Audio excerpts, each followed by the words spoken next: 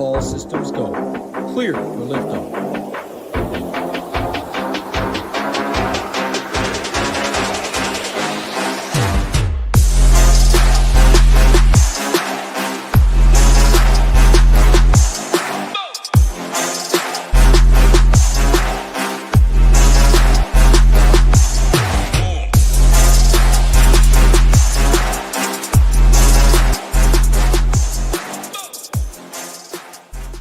What's going on, everybody? Happy Thursday. Nice little 6-game slate. Sometimes Thursdays you get 3 games, sometimes 4 games. I will most definitely take 6. Little later start time, 30 minutes later, 7:30 p.m. Eastern, 1 game at 7:30, 1 game at 8, 1 game at 9, 2 games at 10 Eastern, 1 game at 10:30.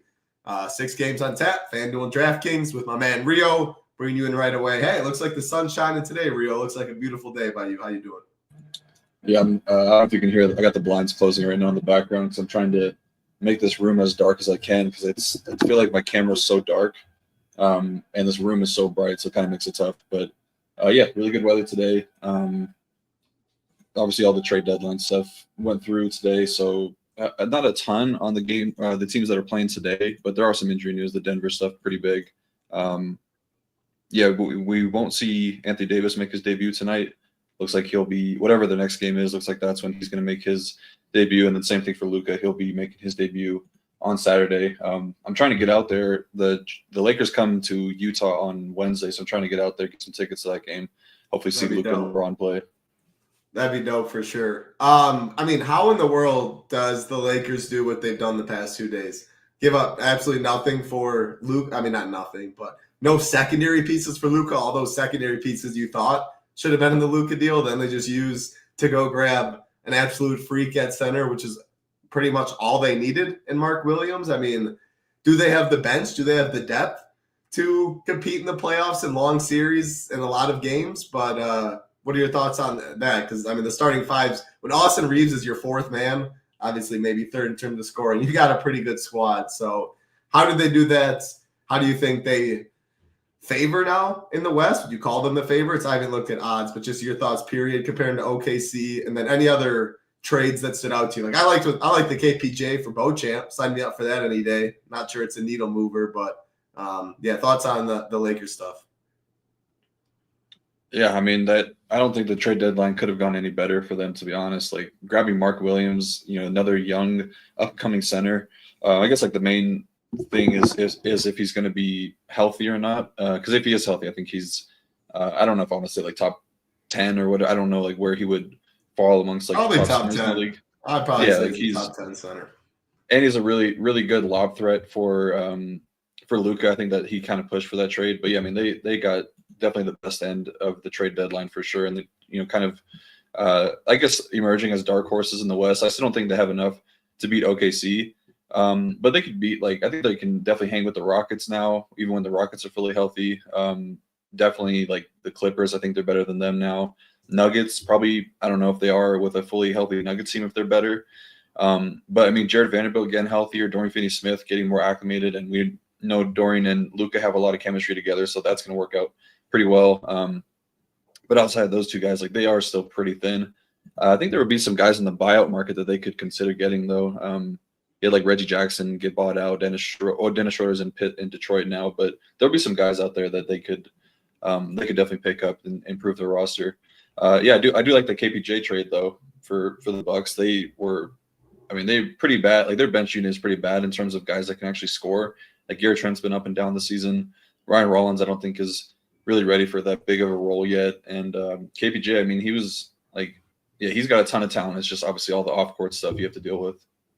Yeah, no, I agree. I think the Bucks needed that.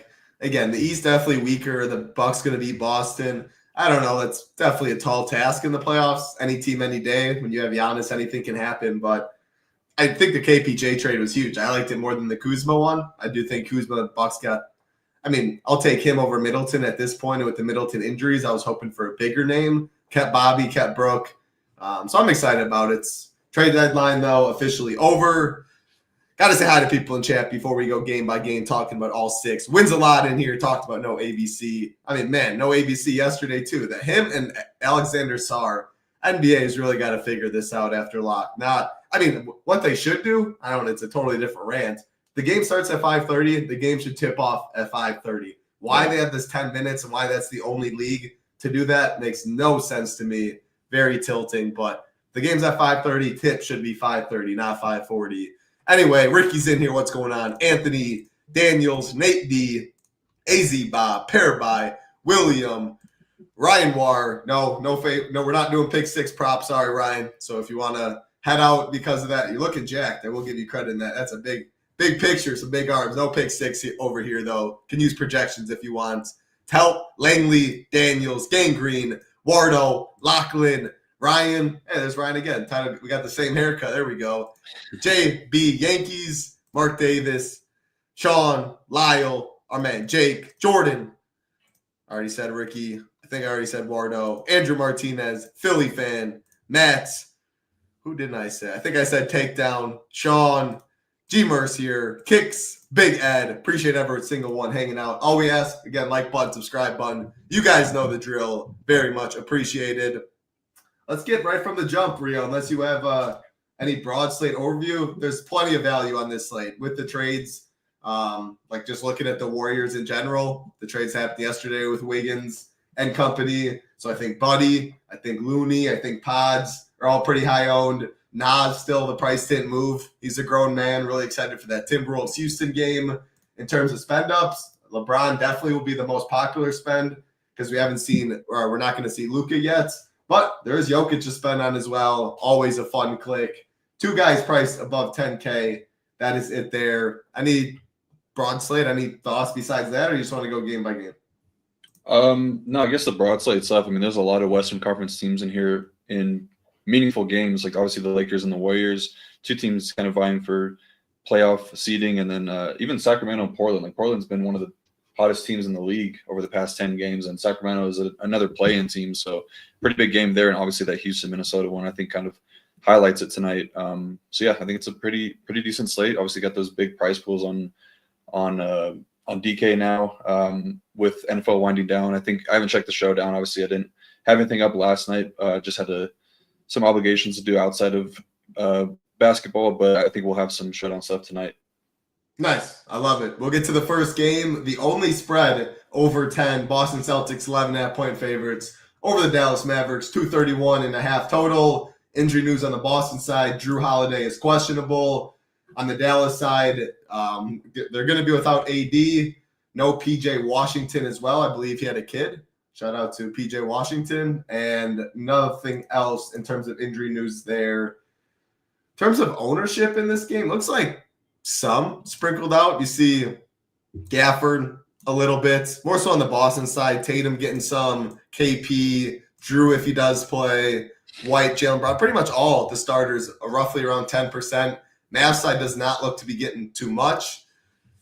What is Drew Holiday? I'll throw it to you on this. What is Drew being out on this slate? If he were to be out, again, he is questionable. How much does that bump a White, a Brown, a Tatum, or is it more so Pritchard then would become in play?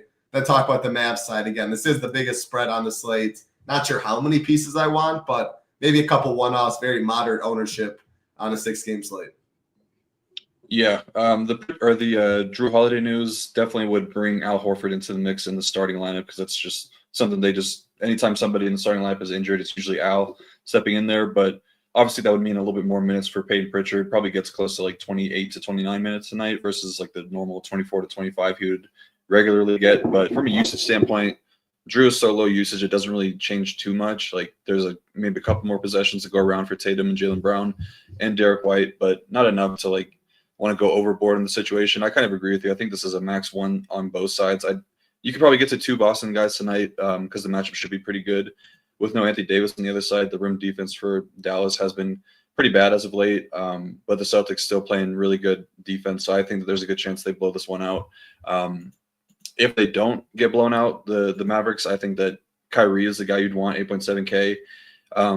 We mentioned in the last show, like you don't really want to play him on those big slates, like the 9-10 gamers, just because the upside is normally not there. He did put up 54 in that game against Philly. I don't think that was even enough to be viable on the slate. But tonight, only a 6-game slate, not a ton of spend up options.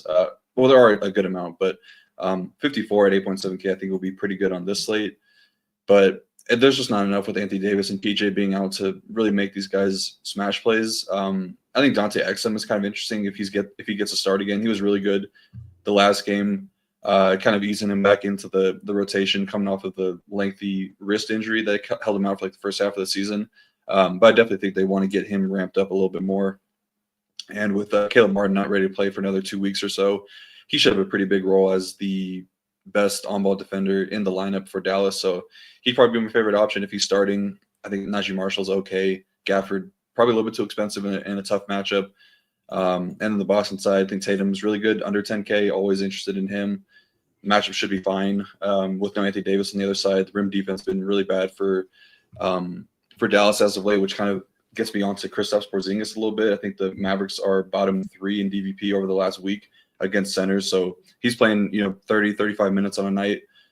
Usage has been really good for him as well. So I think he's pretty good. And then Jaylen Brown, I still kind of prefer Tatum. He was pretty good in that game against Cleveland from a efficiency standpoint. Didn't take any 3-pointers and was getting to the basket at will. Actually looked pretty good against Jared Allen and Evan Mobley. So this could be a good spot for Jaylen Brown. But yeah, probably going to be like a max 2 on the Boston side and probably max 1 on Dallas. Does Drew being out, do you give Kyrie any bump there? Like Derek White's still a very solid on-ball defender that can switch. So is Jaylen Brown. Like the whole team can defend. Drew, I take it, would get the Kyrie assignment though. Do you give any small bump to Kyrie or not? You're not looking at that. Obviously, you're already fine with him in general. Sounds like whether Drew's in or out, but any bump if Drew was to be out? Yeah, slight bump. The pick and roll defense for Boston is the one area you do like to attack them. So it is a good stylistic matchup for Kyrie regardless. But yeah, obviously taking Drew out, that's their best defender in the starting lineup, I think, or from a guard standpoint. So yeah, definitely would be a slight boost in Kyrie's favor. Gafford or KP? 7.5 for Porzingis, Gafford 7.1. Do you have a lean there? Would you be fine playing both of them? No, I don't think I'd want to play them together. I think that they would kind of cannibalize a little bit. But I do prefer Porzingis. I think that the matchup for bigs has been pretty good against Dallas over the last week or so. And until Anthony Davis gets in the starting lineup, I think that the rim defense is going to continue to struggle, especially with no PJ. One other thing. How would Al Horford compare? He is 4K, assuming he does start, compared to the guys. I know positions aren't exactly the same. Like Looney's 4K, so I guess I can say that. Horford does have power forward, center eligibility. Looney just center. But like Dorian Finney-Smith, Buddy, Pods, Rui a little bit, Vanderbilt. Like how would Horford compare to them? And I guess you could even throw Pritchard in that mix as well. How would he compare to some of those other values, do you think? I still don't think that they'd be great compared to those other guys. Like maybe Al is a pivot off Zeke Naji, who I would expect to get some ownership, would be okay. But still, I mean, he had a really big game against the Cavs, but that's just like that was such a big one-off game. Like you look at the game log, the last like 10 games, he's been in like the low teens. So I'm not really excited about playing Al Horford, especially if he starts to get a little bit of ownership. Makes a lot of sense. Again, the only double-digit spread on the slate right there. 7:30 Eastern, got 30 more minutes than usual to get your teams in today. Next game on the slate, the best real-life one today. This one should be a lot of fun. Houston Rockets taking on the Minnesota Timberwolves. 1-point favorites are the T-Wolves. The lowest total on the slate, 214. Injuries in this one. Fred VanVleet still out for the Rockets. Pretty big. Steven Adams is doubtful. Minnesota side, Julius Randle will be out for a couple weeks. When is Nas going to be 8K? Like we were talking yesterday. I mean, just put him at 8K now. The dude's a grown-ass man. He is a beast. He is going to be one of the more popular plays on the slate. Still has power forward eligibility, which is nice. Dude playing 35 minutes. Like, sign me up for 35 minutes of Nas any single day at 6,300. So I think that is very strong. Again, not sneaky by any means. Outside of that, I don't think ownership's going to be too high in this game. Shout out to you on the Ant call yesterday. Absolutely nuked. 45% usage. A much more difficult matchup today than he did have yesterday against the Bulls. But looks to be pretty low owned. So I'm curious to hear your thoughts on his spend. Like how would he compare to a Jason Tatum right in that range? Amin Thompson. Again, I don't see too much ownership going there. 8.4K looks pretty strong. Gobert, I don't know, 6'8's getting up there a little bit. Sengun, we've been off as of late. He got 55 last game, but he really just hasn't had that massive game. Feels like he's been in the mid 40s, low 40s most of the time, which is not enough for this price tag. Maybe Tari Eason, Cam Whitmore. I don't know. I have more interest on the Rockets side, I think, in terms of how many guys, but it's still not really a game I want too much of. Real life, good game, low total, two good defensive teams, 6-game slate. I think some of these other games we'll get to are better, but how do you see this game? Yeah, I mean, from a game environment standpoint, probably not the best one because these are two more defensive-minded teams. But just from a like rotational standpoint, I think both these teams could play it really, really tight because this is a huge game in terms of the Western Conference standings. I think the Rockets are third right now with a 4-game lead over Minnesota. So a win for Minnesota would definitely go a long way.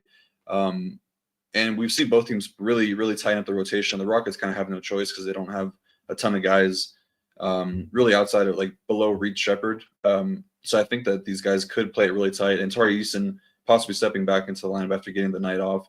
It seems like he's capable of playing 30-plus minutes now, and we know that he's got huge upside. Like regardless of matchup, at times he could really flash really big upside. So yeah, I think from the standpoint that they're going to be playing these guys a ton of minutes, I have a lot of interest in both sides of this game. Sengun, starting with the Rockets, he's been really good against Rudy Gobert this season, averaging 30, 11, and 6, 61.8 DK points in 2 games. Returned against Brooklyn was pretty full, 35 minutes in that game. So we're probably going to see something similar to that tonight because we know Rudy Gobert is playing like 37, 38 minutes a night. So I think that just Sengun kind of has Rudy Gobert's numbers. So I'm okay getting him at 8.8K, low ownership. Amon Thompson, probably another spot where we see him play 40-plus minutes tonight because he's going to be matched up with Anthony Edwards on the other side. We'll need his defense right there. So it's a little bit worse of a matchup for him. I think the main reason I'm interested in him just because we might play like 41, 42 minutes. But all the things that he does well, like the Wolves are really good taking away room scoring, and they're one of the best transition teams in the league. It's a really tough spot for him to get going, but he does have that multi-stat upside, so could flirt with a triple-double if things go right for him. Jalen Green, I don't really have much interest in because he's been really bad against the Wolves this season. Going to have Jaden McDaniels on him to make things really tough. He hasn't topped 15 points in either game against the Wolves this season, so I think I'm off of him. Easton, like I mentioned, if he's starting playing 30-plus minutes, very good price tag for him, 5.2K. And then Dylan Brooks probably going to play a ton of minutes as well.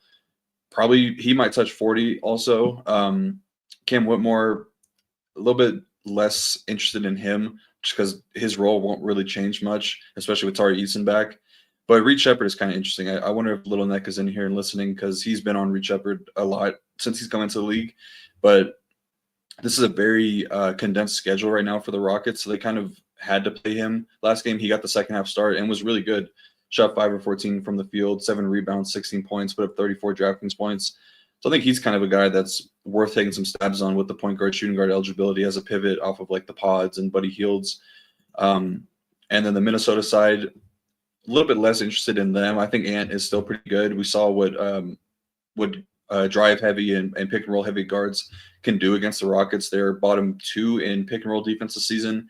And Jalen Brunson put up 42 against him just 3 nights ago. So I don't really worry too much about the matchup for Ant with Amon Thompson guarding him. In back-to-backs, he's played no less than 35 minutes either. So probably going to be fine from a minute standpoint, probably playing 38 to 40 again in a huge game. So he looked really good last night and probably going to look pretty good again tonight. Rudy, a little bit too expensive. Just playing a ton of minutes. That's the only really good thing I could say about him. He doesn't have anything going for him from a matchup standpoint. And then Jaden McDaniels and Nas, 2 guys I'm looking to as well. Jaden McDaniels shooting the ball really well, been very efficient over the last 3 games, shooting right around 50% from the field. Going to play a ton of minutes. And then Nas, I think you just could continue to play him until he's 8K, like you said. Even in a tough matchup, 6.3K is just way too cheap for a guy that is such a good fantasy point per minute producer with Randall off the court this season. Outside of the game where he got injured mid-game, he played 36 and 40 minutes in the 2 games without Randall. So you're going to see a lot of minutes from him. Really good per minute guy, so I like him a lot.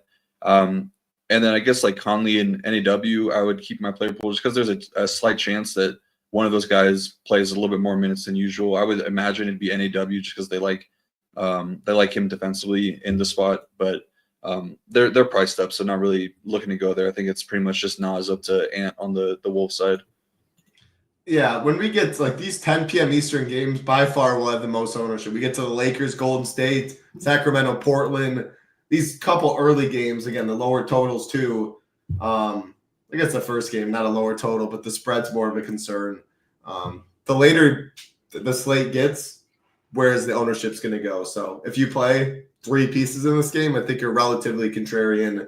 Obviously, Nas won't be contrarian, but anyone else. And then the Dallas-Boston game already shown some pretty low ownership. Obviously, you can always see that on the Stone. We have NBA projections ownership right here. The Stone puts it all. Projections, the ceiling, DK ownership right there. You can see FanDuel as well. Point per minute, the prices, minutes per game. One-stop shop for everything.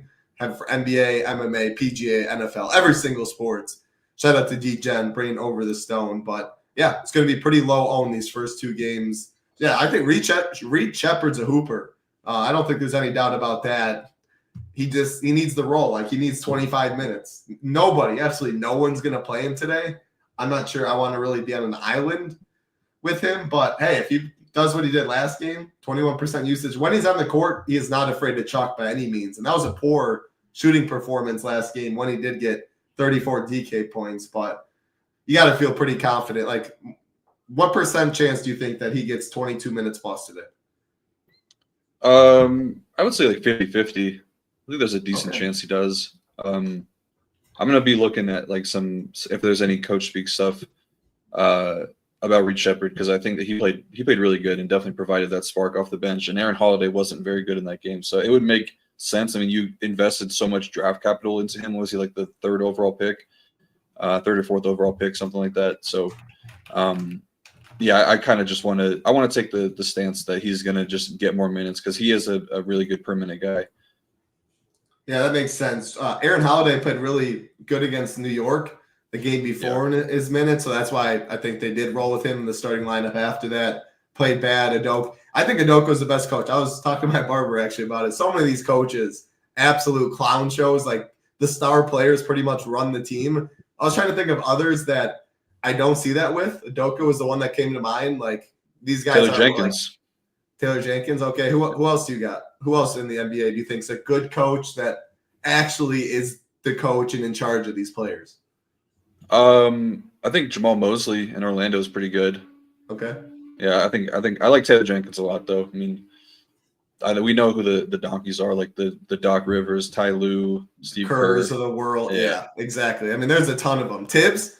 Yeah, I think Tibbs. Tibbs is the man. Yeah, he's not Brunson, Cat. Like these guys aren't running over Tibbs. Of course, Wardo. I didn't say Tibbs because of you, by the way. Though I saw William say Tibbs. Spo. Spoelstra too. He's been great for a long time. Yeah, Spo's a really good coach. I knew there was guys I was missing. I was just trying to. If you had to pick best coach in the NBA, though, you'd say Taylor Jenkins? I said Udoka, man. I like him. Oh, I like Udoka. He had his off court issues, obviously, but he can coach. The guy's he's just trying to get it. Issues. Maybe I shouldn't have said that in quotes. Hey, Chris Finch. Chris Finch is solid. All right, Malone. Yeah, there's a lot of good coaches. I don't know if I would say a lot of good coaches. I don't even know if I'd say Mike Malone's a good. He's solid. Jokic. I mean, when you have Jokic on the squad dictating everything, I could be a good coach for him. But you're giving him the Steve Kerr treatment. Yeah, I mean, I think he's a little better than Steve Kerr, but I think there's a lot of the other guys you mentioned I would have above Mike Malone. Period.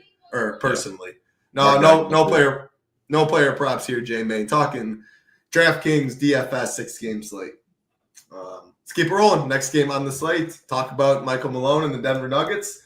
6.5-point favorites over the Orlando Magic. 218.5 total in this one. Injuries on the Denver side. Aaron Gordon and Jamal Murray questionable. That's why you mentioned Zeke Naji probably gets a start again if there is no Aaron Gordon. Jamal Murray, big Q tag, but they're without Russell Westbrook as well.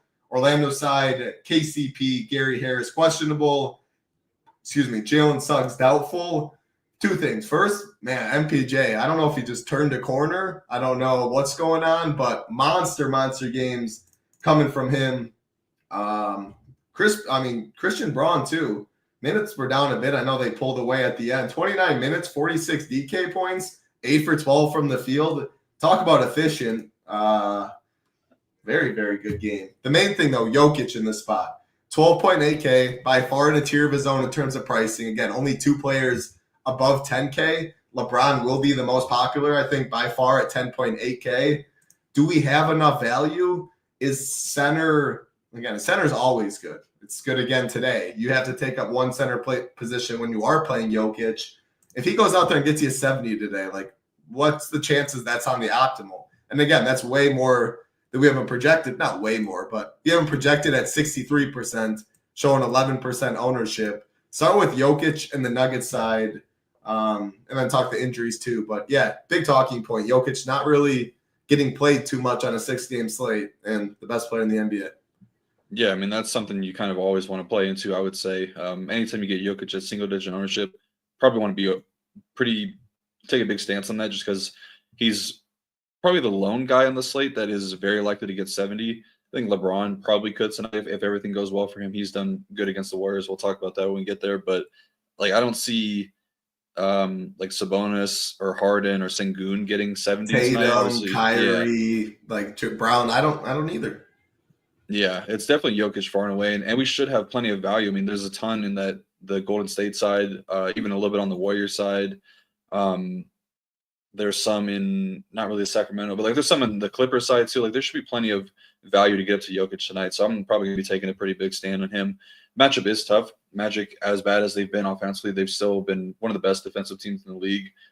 Just taking away everything pretty much. The rim defense, really good. Transition defense, 3-point defense, everything is really good on the Orlando side. So the matchup is going to be tough, especially with Goga getting healthier, but it's Jokic, and there could be a ton of usage heading his way with no Jamal Murray and Aaron Gordon. Like those are the two other guys on the team that kind of play the point position, I would say. We saw Aaron Gordon have 12 assists last night, one of his better games of the season, and then Jamal Murray, obviously the point guard. So two guys that pretty much take up a lot of those potential assists. So it could be a massive game where we know he's going to get a double-double with the rebounds and the points. For sure going to get a triple-double now with the assist numbers probably spiking in a pretty big way if MPJ and Gordon were to miss. Jamal Murray and Aaron Gordon. But yeah, outside of that, we kind of just got to wait to see who's in or who's out. If Gordon's out, I think Najee becomes a pretty good value play. If MPJ or if Jamal Murray and Gordon are out, then we're looking at a pretty thin team.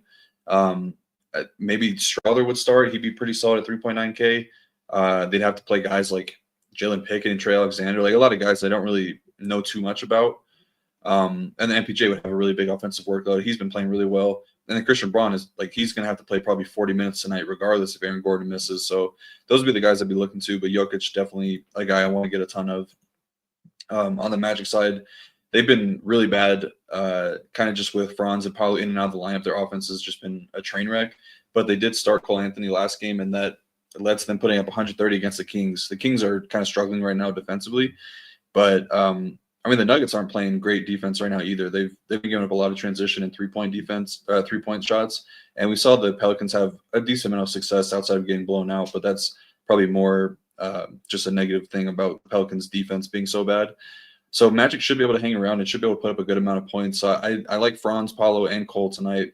Franz and Paolo definitely the favorite, especially if Gordon were to miss. Both those matchups should be a lot softer with Najee on Paolo and then Christian Braun on Franz Wagner. So I like those guys a ton here. They've just been dominating the usage since they came back, like pretty much down the middle, both leading the team in touch time, usage, assists, all that stuff is pretty much just them two. But Cole looks pretty good at 6K because we know he's been a very good permanent producer when he's on the court without Jalen Suggs. So I don't mind Cole Anthony probably going to be max 2 of those 3. You could probably even consider being max 1, Franz and Paolo, but definitely max 2 of those 3. And then Goga, I think at 5.3K is pretty solid.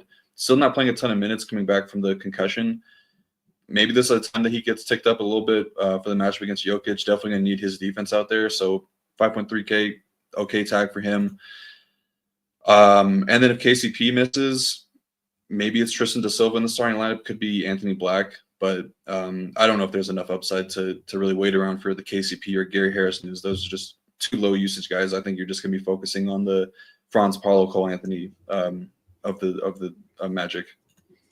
Yeah, I will say I do think you probably will by no means wait for that news, but this is the third game again, 7:30, 8, 9. I don't see too much ownership going those first 2 games. I think a lot of it, we're gonna get to this Golden State Lakers game, as you can see on the Stone.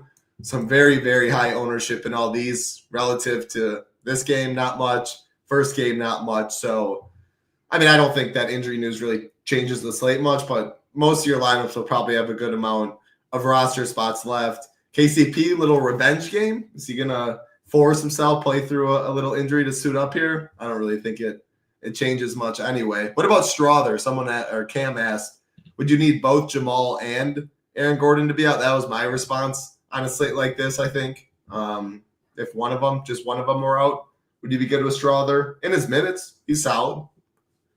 I think you would need Jamal out more so than Aaron Gordon, just because he fills that guard position more so as like Gordon as a straight four, or even sometimes a backup center. So that would be Zeke Naji getting the boost if Gordon were to be out. So yeah, I think you would need Jamal to be out.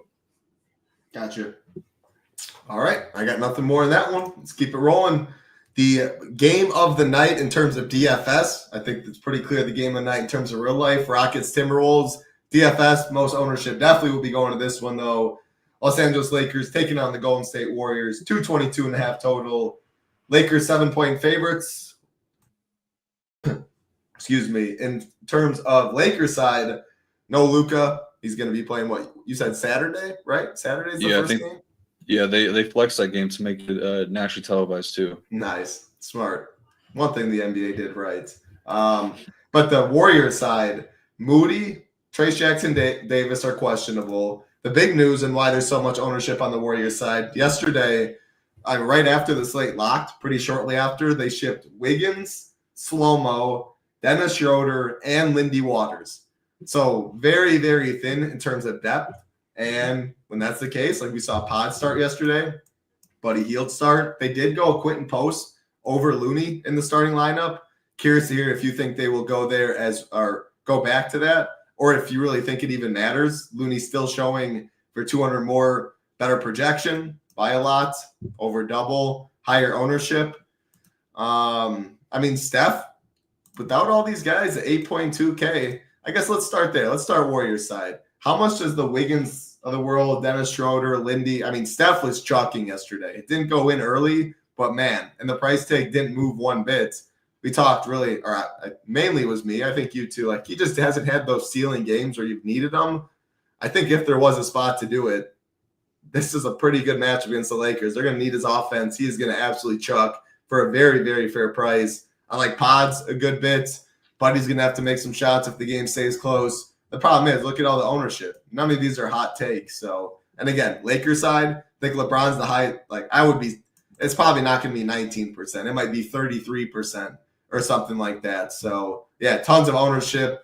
Any group aways, any maxes you would set on both sides? Are you fine if you had 6 guys in this game? Obviously, a lot of that probably would be value, but yeah, break it away or break it down, take it away. That's what I meant.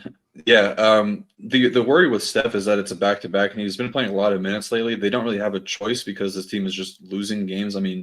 My Jazz even had a comeback win last night. They looked really good. I was out at a restaurant watching that game with my dad, and we were the only people. We were the only people in the bar, like, clapping, and nobody else was even paying attention. It was pretty fun. That was a great game. It was, yeah. That was a lot of fun. But yeah, Steph he looked better last night. Shot 6 for 18 from 3-point range.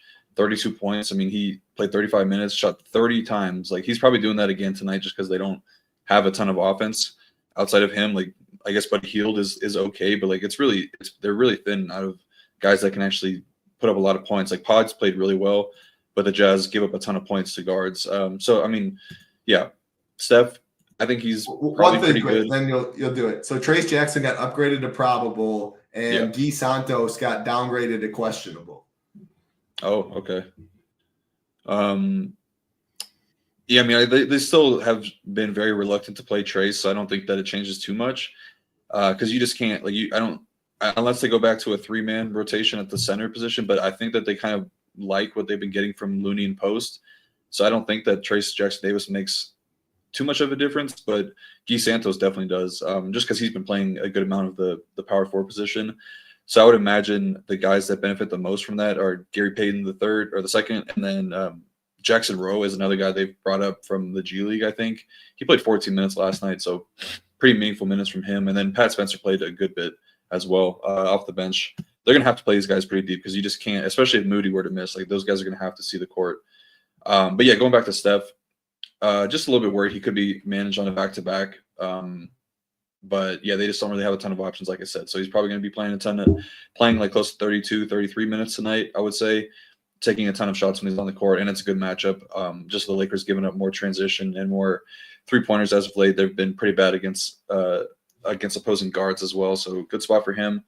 I'm going to come back to Draymond in a second because I have some thoughts on him. But Pods and Buddy Hield, I think, are really good. Pods is definitely, I would say, probably the best value on the slate. Somebody you're definitely locking single entry, probably getting a ton of an MME as well.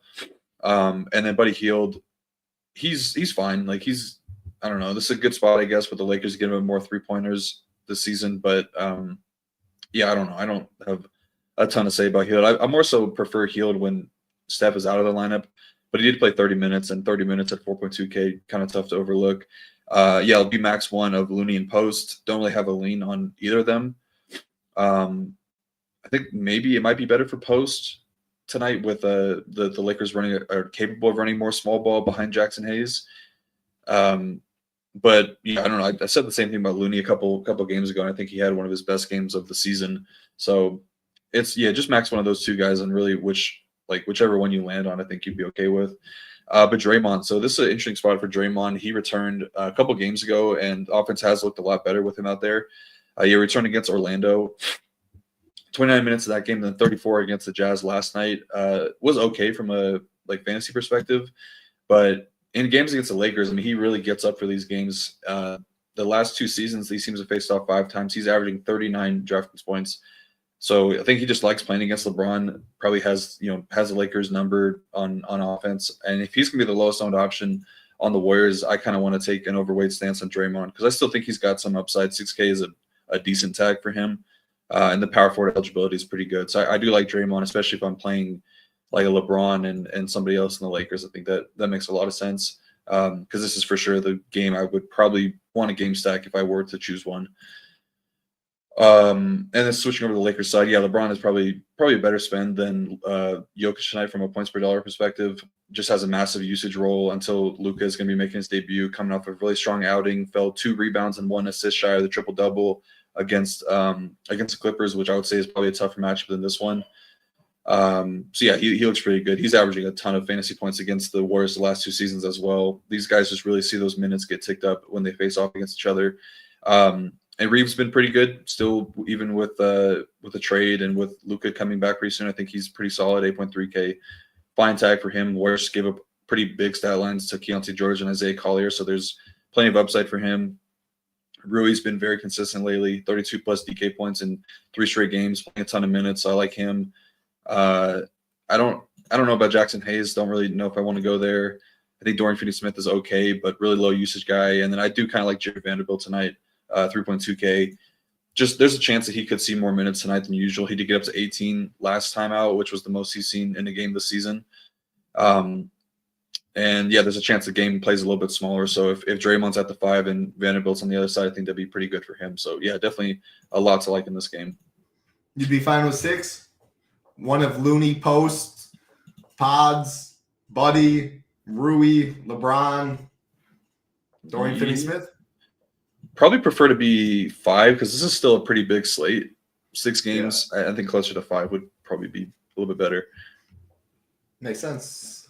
Yeah, I don't really have for the Post Looney stuff. Just say, I mean, if Looney starts, I think Looney's most definitely a better play than Post. If Post starts, I know you kind of mentioned it. Gun to your head, who scores more? If Looney or Post starts, if Post starts, I figure if Looney starts, you definitely like Looney more than Post. At least I do. If Post starts, though, that's when I think it is pretty close. And I know you mentioned that too, that you got the Looney game wrong a couple games ago. But who would you rather, Post or Looney, if Post was starting? Probably still Looney, just because I think that the high end upside for him is a little bit better than it is right now for Post. Yeah, that makes sense. I don't really have much more to add in this game. I guess the Guy Santos and Moody news is pretty big in terms of just like they're running out of bodies. Like the Gary Paytons of the world, that'd be huge bumps for them. Pods might play 38 minutes. The buddies of the world get a bump there who already have ownership, but makes them even stronger plays. So keep an eye on that. I know 2.5 hours after lock, but there's still 3 games, 10 p.m. Eastern, and then 2 at 10 p.m., 1 at 10:30, and a lot of ownership will be in this game. I keep saying it, but it's the case. You're gonna have to be around your computer till late at night today. I don't think too many of your roster spots will be taken by the early games. Part of the reason for that is also this next game, a very good DFS game. Sacramento Kings taking on the Portland Trailblazers, 230.5 total. 1-point favorites are the Kings. In terms of injuries in this one, we have nothing on the Kings side. I think I'm seeing that right. As far as Portland, nothing on the Portland side. So no injuries in this one to talk about. Pretty good spread. 1-point favorites is Portland is, I'm not even going to say crazy. Like, we thought the line was a little weird against the Bucks. Like you said, Portland's been just playing really, really good basketball. I'm curious to hear if you're going to think, if you'll have Chauncey in that take, that you think he's a good coach. I'm curious your take. But, I mean, Denny, we always talk about Denny. Totally good with him. Anthony Simons, you've mentioned Ayton a lot recently, has had a couple big games in his past 6. Malik Monks of the world. The thing is, obviously, Levine made his debut yesterday, so that definitely hurts the Monks, the Murrays, DeRozans of the world. Just another body that will shoot. But I think the Portland side's more interesting, and then I'm good playing Sabonis. As, like, if you don't go LeBron, you don't go Jokic. I like Sabonis, I think, more than the Tatums of the world, the Kyries of the world. The problem is that center position is loaded, but that'll keep his ownership in check as well. As you can see, even 17%, I think we might be a little too high right there, and I definitely think we're too low on LeBron. So, yeah, some ownership in this game. Close one, pretty good total. What do you see? So second time we'll see the Kings. Obviously played last night, got blown out by the Magic, but second game with Zach LaVine. Didn't turn out great last night, but I think moving forward they'll be a lot better. We also have to note that Joe Val will be making his debut tonight. I think that is kind of a negative, or just like kind of negatively impacts Domantas Sabonis, because the reason we kind of like Sabonis outside of the triple-double threat is that he can, and most times will, play like 37 to 40 minutes a night. But, I mean, there's a reason why they got Joe Val. I don't think that they want to play Sabonis that much every night. It's tough to – I was talking about this with Wardo last night in the Discord, but it's tough to – like, your team just can't hold up when you're playing your guys like 38 minutes a night. So I don't know, like, what the split's going to look like with Joe Val in there, because he's a legit center in the league. Like, he's not great, but he's not terrible. So if it's like 16 minutes of Joe Val, then that's probably only 32 for Sabonis, which would be pretty bad. I think we'd want to see more like 36-12 between the two, but I just don't know. I don't know if it is going to be that. So I'm a little cautious on Sabonis tonight.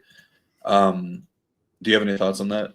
No, I guess I overlooked that. The news hit just recently. I think you're right. I'd be shocked if he only played 12 minutes. Like, why are you going out to trade for Joe Val just to play him 10, 12 minutes? I think it's a lot closer to the 16 mark, the 17, 18. And if that's the case, it probably makes Sabonis a tough click. So, yeah, I take it back a little. I would prefer Tatum, especially not only that, he's center eligible. We just talked about the Loonies of the world. Jokic, if you want to go there. I think Zubac's a little interesting. KP's there. Gafford. Like, there is a good amount of centers. So, no, I think just you saying that alone, because I'd be shocked if Joe Val was under like 14 minutes. Just wouldn't make any sense. I mean, 32 plus a bonus isn't cool. Yeah, unless they're planning to overlap them, because I know that back when Sabonis on the Pacers, they did overlap with Miles Turner and Sabonis. With Sabonis was kind of viewed as more of a 4 back then, so it'd be tough. This is a matchup they would do it. Yeah, I agree. Because there's not a lot of size outside of like Jeremy Grant is not really it'd be different if they're facing like the Mavericks or something when Anthony Davis is in. It's kind of, I don't know, it's interesting. Like there's a lot of unknown when it comes to rotation for the Kings right now, just trying to figure out everybody's footing. I will say though, I think Levine is kind of interesting at 7.9K because I think the matchup is good, even as good as Portland has been over the last 10 games. They ranked first in defense over the last 10 games, 10th in offense. So they're playing really, really well. But Levine was kind of tracking for a ton of minutes last game out. Played 31 against Orlando. Sat out like the last 6-7 minutes. So he was on pace for like 37, 38 minutes last night. So he's kind of interesting at 7.9K. I still think Monk is pretty good at 7.7K. He's going to have the ball in his hands a ton. We saw him take away from Fox when they were sharing the court together. He was kind of leading the team as the point guard, a lot more touch time and potential assists in his favor.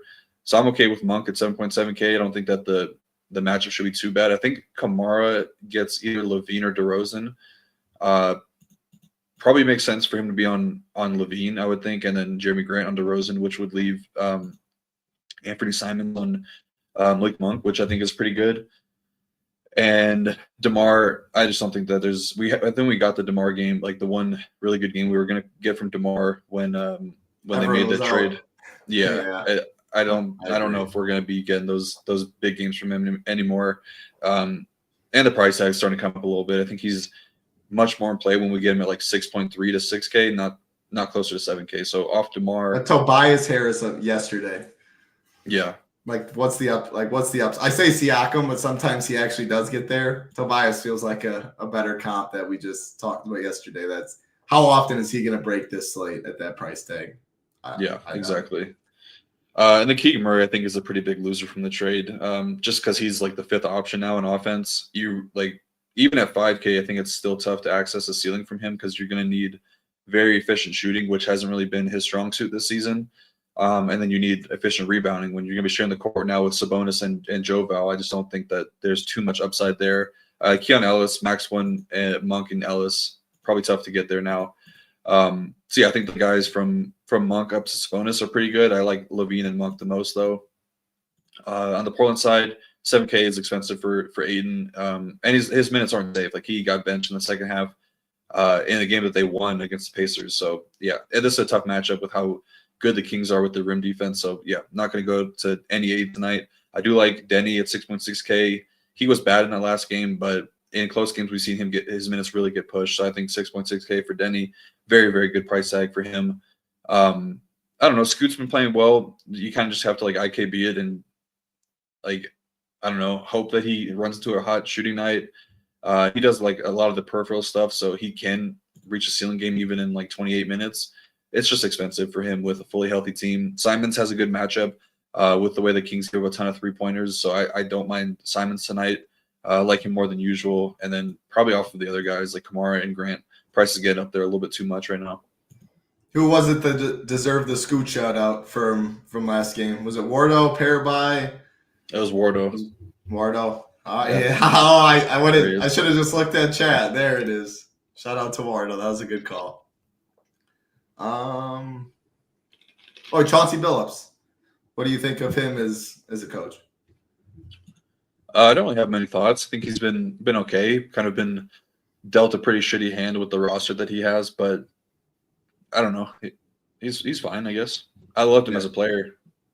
Yeah, fair enough. I mean, man, that Pistons team was fun. Big Richard Hamilton. They had some guys right there. Taurean Prince. Yeah, Taurean. That's what I was trying to think of the other forward. Taurean Prince. Yeah. Rasheed Wallace, Ben Wallace. Yeah, I knew the big boys. That was your team? No, that wasn't my team. I like that team. They were fun to play on 2K. Hey, many probably don't know this guy down here, one of the better UFC video game players out there. If anyone want to challenge him, I'll be curious. Rio can get the FaceTime out, FaceTime me. I can see some wagers there, but he knows how to play some UFC down here. That's for sure. Don't give him. Who were you? I was Yair. Yeah, don't give him Yair. That's a cheat code. All right, let's keep it going. Last game on the slate, 10:30 p.m. Eastern. Indiana Pacers taking on the Los Angeles Clippers. Clippers 5-point favorites, 229.5 total. No injuries on either side. Like very, very clean when it comes to that. Terrence Mann got traded, right? Yep. And Kevin Porter Jr. Yeah, we talked about that earlier. Duh. So KPJ and Terrence Mann, two decent pieces, but no questionable tags we are waiting on. I mean, it's by far the Clipper side with that KPJ and Mann stuff. Like Chris Dunn made you $7,000 a couple nights ago, 3.3K only. Curious to hear your take on how he compares to some like the Warriors value, stuff like that, and the Lakers stuff. I don't know, like Kawhi, does he have? I know you say you're going to keep playing him until he finally gets that kind of upside. The usage has been very fair. Does he have that oomph to get there on a slate like this? He is only 6.8K, which helps. Like, give me him over DeRozan. But does he have a 50 ball in his bag right now? Harden, fair price tag at 9K will come with some ownership. think Norm's fine as well. What I have to ask you, then I'll throw it to you on this. What in the world happened to Tyrese Halliburton? 24 minutes, 0 for 3, 11% usage.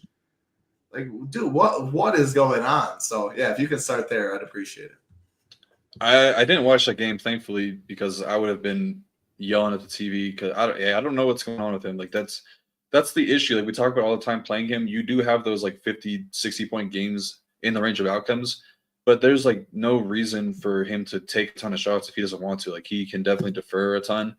And, like, Nembhard and TJ McConnell are pretty solid guards in their own right that take away from him a little bit. So it's tough. Yeah, it's really tough to know what you're getting from him on a nightly basis, which I guess is good for tournaments because he's almost never going to be super high owned until we get a situation like Siakam and Nembhard were out or something like that. So yeah, I think for that reason alone, if you're MMEing, you probably want to get like 5-6% versus the field's 3% or 4%, whatever he will be. But you just don't know when it's going to be his night. I don't think that tonight is his night just because the Clippers do have a lot of really good defenders. Guys that can guard guards really well. Like Derrick Jones Jr. will be on him a lot. Chris Dunn will be out there a lot more now. Amir Coffey, I think, is even solid. Maybe even Kawhi switches onto him a few possessions. But yeah, probably not a spot I want to get to too much on the Indy side as a whole. Like definitely Siakam 7.6K in this matchup, not very good because I think Kawhi is going to start on him. I will say the Kawhi did look like the defense the Clippers put out there against the Lakers was very concerning because they just were giving up a ton of rim points. Like Jackson Hayes was flying all over the court, getting like alley-oops and putbacks. And then LeBron was getting to the basket at will. Even Austin Reeves, like they did not show a lot of effort. And Kawhi, there's a couple times where like LeBron was driving to the basket and he didn't even contest the shot. He just like swiped his hand down and it was just like an easy layup. So I don't know. They gotta definitely get that fixed tonight. But they are favored to win, so I would imagine just a bad 1-game sample. But yeah, not a lot to like on the Indy side. I think it's probably gonna be a max 1 situation for them. You could run into 2 just because the spread is close, and we could get ceiling games from Halliburton and Turner. I think probably have the best price tags for their ceiling. So I'd be okay with that. But if I'm playing 2, I definitely would want to consider game stack and probably want 1 or 2 of like the Harden, Zubac, Powell, Leonard pieces. But yeah, going to the Clippers side, James Harden looks okay. 9K is a good tag for him. Should be able to bounce back after the bad game against the Lakers. Shot 2 for 12 from the field. Going to be a lot of injured Nembhard on him. I do think Nembhard is a pretty good defender, but the pick and roll defense has always been the issue for the Indy over the last couple seasons. So yeah, a little bit of upside on James Harden tonight. Don't mind him. I do like the spot for Zubac. Pacers are one of the worst teams, bottom 8 in pick and roll man defense. So Zubac's going to be doing a lot of 2-man game with Harden. So good night for him to get some scoring going. But in general, the Pacers have been pretty solid at limiting big games against opposing centers. So I don't know. I think Zubac is a little bit better than probably a lot of the people that they've faced this season, and pretty good threat to get a double-double. 7.2K I think is a very good price tag for him. And then Norm and Kawhi, I think, are most like last man in. I think if there was a time for Kawhi to get it going, this is probably a good spot. I said that last time against the Lakers. The game got out of hand pretty quickly, so he didn't play a lot of minutes. But wings have been the guys that have been taken to the Pacers all season long. I don't think Siakam is a very good defender, so I think Kawhi, if he gets up to like 30 minutes tonight, he should be able to pay off the price tag in a pretty big way. I think 40 plus is within the range for him. And then last guys I'll mention, Coffey, Derrick Jones Jr., Chris Dunn. I do like Chris Dunn at 3.3K. They'll definitely need a lot more minutes out of him with Kevin Porter Jr. and Terrence Mann gone. I don't think that they really want to play like the Jordan Miller and Patty Mills a lot, if any. So it could be like an 8 to 9 man rotation because I don't think that I'm not sure if Eubanks is ready for minutes yet, but he could be. He might get those backup center minutes. Yeah, so it could be pretty tight for the Clippers tonight. Great breakdown. That is all 6 games. Again, I think the story of the slate when going through a first game, a little not much injury stuff and a big spread. So I think ownership will definitely stay in check because you see from the Stone. This next game, by far the lowest total, 2 defensive teams, as you can see kind of with the pace, lower pace teams. Don't think too much ownership there. Rio did make a couple good cases, though. I think some minutes could be higher. Big game for both teams. Magic Nuggets. Magic side, pretty much irrelevant on this slate. in terms of ownership, and I didn't like really much there. Nuggets got a couple pieces for sure and some injury news to watch. Lakers Warriors, if there was a game to stack, it by far will be this one with the Warriors trading a bunch. No Luka back yet. LeBron will be the spend of the slate. I think the Kings Portland game is pretty interesting. Pacers side, not really much interest. I know some people want a 2% Halliburton. Yeah, I don't hate that at all. Clipper side we just talked about, though. A couple pieces, but not one I want to go overboard on. Any final thoughts for you, Real, on this little 6-game slate? Tomorrow will be BJ and our man Ham breaking down what I assume to be a good slate, as most Fridays are. No, not really. Just got the golf on in the background, so sweating out some Scotty Scheffler stuff right now because I played a ton of him. So I mean everybody did, but he's +1 right now through 9 through 8. So not great, Bob. Well, I mean, better than how I looked at when I looked at Discord or looked at chat in here. I would expect him to be +5. So it's Scotty. He was still +105 to be top 5. Isn't that nuts? With how he'll be fine. Yeah, he'll be fine. That's what you got up there? You keep watching some golf? How's the coverage going? Yeah. That's good. They no more main feed, so it's just the Scotty group right now. But yeah, it's good. You got flashbacks from when we were out there last year. Yep. I was out there last year, the year before. It's okay. It's one of the most overrated things, in my opinion, to be there. Like, it's a bunch of walking. It's 1 million people. How much actual golf you see isn't too much. But I will say it's beautiful here this weekend. So just getting the sun, nice weather, and the environment's pretty cool. If you haven't been there, it's fun. I've been lucky enough to go twice. Not sure when I'll go next, but yeah, good stuff as always, Real. Again, if you do want to join us at the Nation, the best promo code still going on, SHIP50. Gets you $50 off your first month with the optimizer. That takes you from $99 all the way down to $49 with an optimizer. Again, big boy weekend we got coming up. PGA Showdown. I know Real loves a showdown after last week. Shout out GS Luke. He'll be doing the showdown shows tonight, tomorrow, the next day. You can see the Stone projection slate plan for that. MMA pay-per-view season. Big Marley and I will be going live tonight. Super Bowl this weekend. Cannot wait for that. Tomorrow, 2 p.m. Eastern, me, Hoop, and Tambo will be talking some. We also do have Showdown. Our projections, the Stone is up. Obviously not going to click that. You have to be a member. NBA, shout out to the team. NHL, shout out Big Nades. NASCAR back as well. Shout out to Eric. Great job. Great week, or I guess week 0. That's what we call the NFL. Great week 0 in the NASCAR streets last week. SHIP50 gets you $50 off your first month. Rio, I'll let you say anything if you want to say anything. Otherwise, you will have the luxury to get us on out of here. Now we'll hit the outro after you do it. Put me on the spot. Yeah, no, not much to say. Really good time to get in, I would say. One of the biggest sports weekends of the year. So, yeah, get in here, and we'll see you guys on Tuesday. Peace. Am I pressing the button? You pressing the button?